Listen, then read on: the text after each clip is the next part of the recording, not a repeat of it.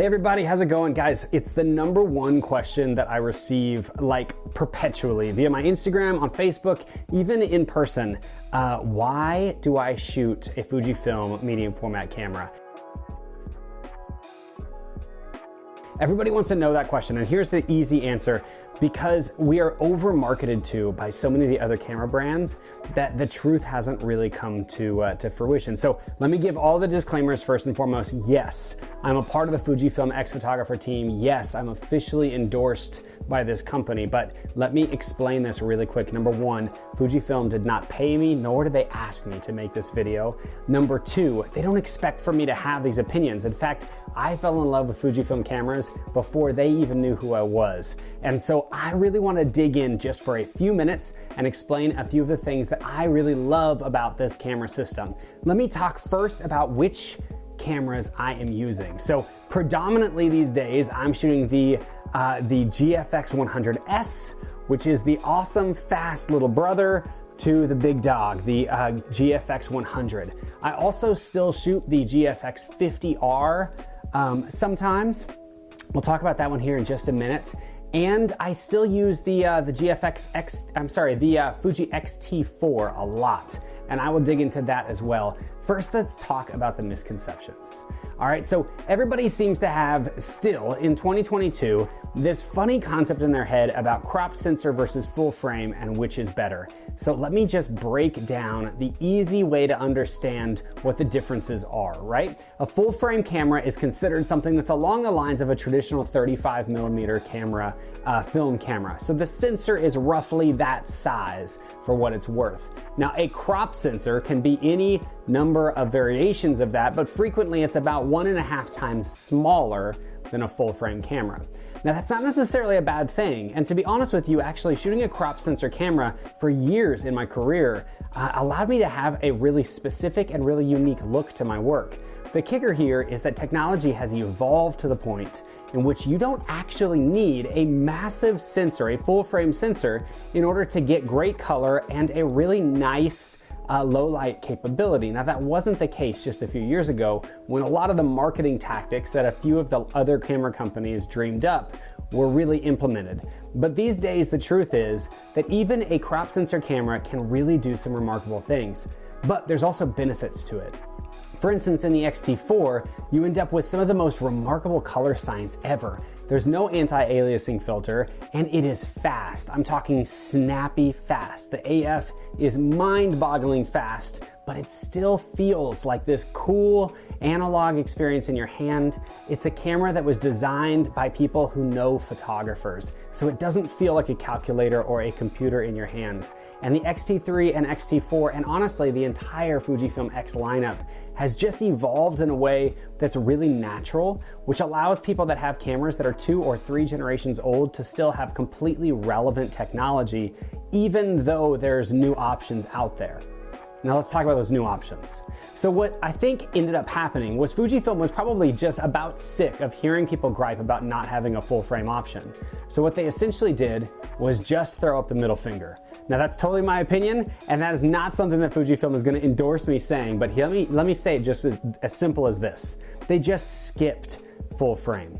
And what they ended up doing was going to what's logically next, which is the medium format, or often Fujifilm calls it a large format digital sensor. Now that sensor is 1.7 times larger than the full frame sensors that you hear everybody crying about how important they are. Now let me show you really quick. You can kind of get a feel for it. That's a GFX sensor. It is absolutely enormous. Now, I just explained to you guys why the size of the sensor doesn't always matter, but let me tell you about some of the benefits in having this huge sensor. Number one, the fall off is just really beautiful. You'll be able to see as I post images in here that were shot with both of these cameras, how beautiful and transitional the fall off really is to this camera. Secondly, you end up with Fujifilm's top concept of color science. Now, if you've been around the photo industry for a few years, you know this, and this is undisputed. Fujifilm has always been the leading scientific guide in what color looks like, and that's from an international perspective. The reason for that is because they've always put so much emphasis into the R&D of the way color works. Color in their film was something that they were most well known for. And that it was this generational concept, this legacy that they built into their digital systems. And the absolute best that they have ever done it was in these cameras. Now, don't get me wrong, often when you step up into a large format sensor, you end up having to take away a few things. The most primary example of that is autofocus usually slows way down. You need an enormous motor to process lenses that are this wide in order to cover a sensor that is this big. But Fujifilm has really maximized this process. Now, with the original GFX-S and GFX-R system, the autofocus system really was quite a bit slower than what is normally seen on the market these days. If you've been around me very often, you actually know that I attribute a lot of my creativity as well as a lot of my success as a photographer over the last 10 years to that camera.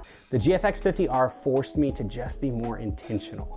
The truth is, I had to slow down to shoot that camera, and what I ended up getting was not less images, it was more good images on purpose.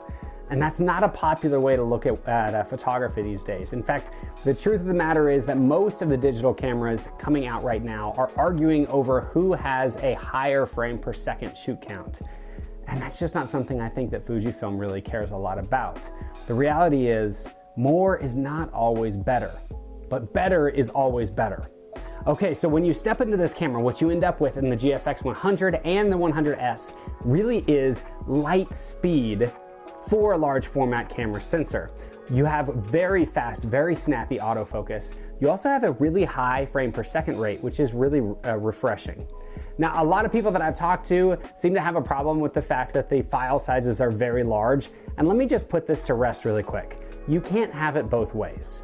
You can't complain about needing a full frame camera and then that you can't shoot crop because the sensor is too small, and then say that the file sizes are too big when you step up into a larger sensor. Of course the file sizes are going to be larger. That's just a part of it. The great thing these days though is that whereas just 5 or 6 years ago hard drive space and memory cards were very expensive, these days that's not really the case. In fact, actually, storage has become one of the cheapest things that's a part of our industry and our business these days. Buying SSD drives, even buying online backup systems, is so inexpensive that that really debunks that entire argument. That said, what you do wrap your mind around from these files is that because they are so large, they have a ton of data in them, which means that you can open up these files so much. Now, whether you're using Capture One or Lightroom or Photoshop, whatever your drink of choice is there, the latitude that you can get out of these files is unbelievable. In fact, we've experimented before seeing if I could intentionally shoot the files pitch black in camera and recover them, and I think we actually were able to get close to 7 stops of recovery. Again, that's not a Fujifilm stat. That's not something that they're going to endorse. That's just me saying I could continue to push and push and push and recover those photos. So let's talk about that nitty gritty, because a lot of you guys are gonna ask these questions. What's the low light on these things like? Well, I shoot this camera up to 6,000, even 8,000 ISO confidently and frequently. That is a little higher than I think a lot of people would go. There is definitely noticeable grain at that point, but up to the 5,000 ISO floor, there's really very little to complain about, and they really perform remarkably in low light situations. The lens lineup is enormous and absolutely spectacular these days. In fact, the Fujifilm GF80mm 1.7, to my knowledge, is the fastest large format camera camera lens ever made with autofocus, and it is snappy and so accurate. So there's really not a ton of excuses at this point. You've got the best color, you've got great autofocus, you have incredible battery life, you have the ability to use these files in so many remarkable ways.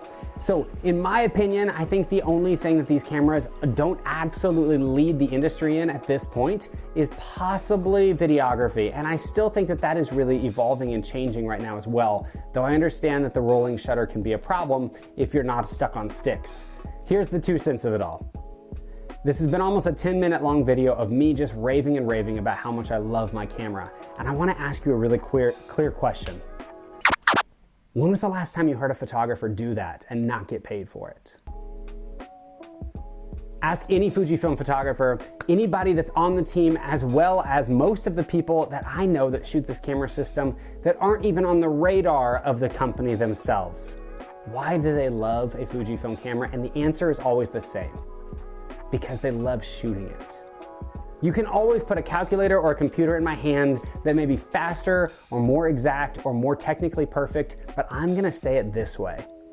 Fujifilm cameras and the GFX100 and the GFX100S made me a better photographer.